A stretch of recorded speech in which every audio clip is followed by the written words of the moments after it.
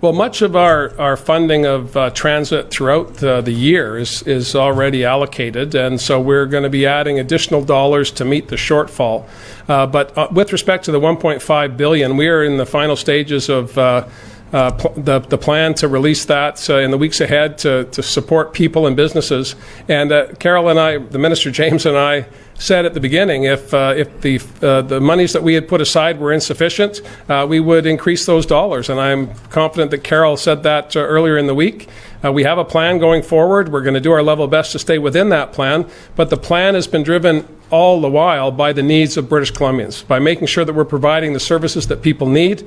And those services are in greater demand now than ever before. So we're going to keep trying to keep the dollars in check, but we are also focused on making sure people can bounce back and that be full participants in the economy. So some of the dollars that we're getting from the federal government for childcare, for example, critically important. The vast majority of childcares are up and running in British Columbia. That's good news.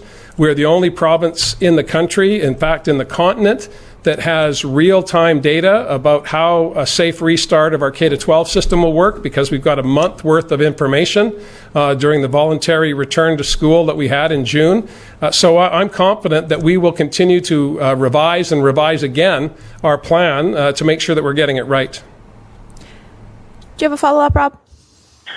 Yeah, I'll just jam a couple things together here. Is BC Ferries included in the transit money from Ottawa? And back on the federal sick pay program, I know you've wanted that to be administered from Ottawa's existing employment insurance program.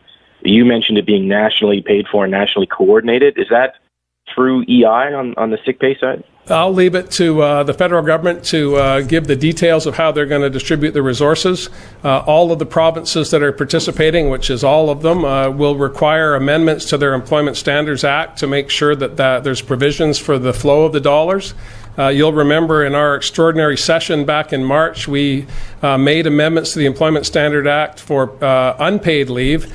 So we've fulfilled that responsibility or obligation, and the federal government will flow the dollars in a program that they will devise.